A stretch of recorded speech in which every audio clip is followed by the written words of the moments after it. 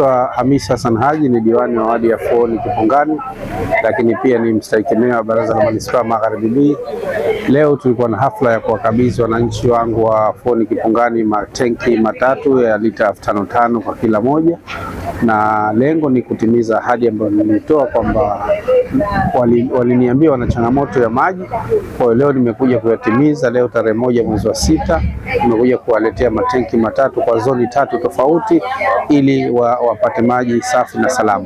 Wito kwao, wakiwa na matatizo mengine, maana wasichoke kuja kutufuata sisi viongozi, kwa sababu ahadi yetu ni kuwasaidia wao kwenye maeneo yetu. Kwa majina naitwa Martina Rafael, sheha wa shehia Fuoni Kipungani.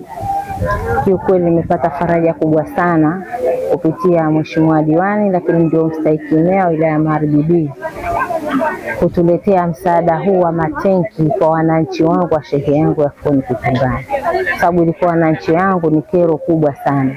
Umeme unakwenda mwingi, maji hayakai kwenye matenki, lakini kuna wengine umeme unakwenda kila mara kwa sababu tenki dogo, watumiaji ni wengi.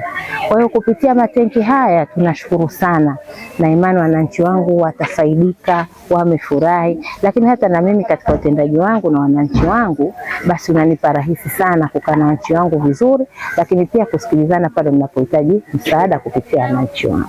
Nashukuru sana. Nashukuru alhamdulillah kwa kupata msaada huu, kwa sababu kidogo tulikuwa tuna shida ya maji, lakini mheshimiwa ametukumbuka. Kwa hivyo tunashukuru sana alhamdulillah. Hii siyo mwanzo tu, azidi kuendelea na harakati kama hizi.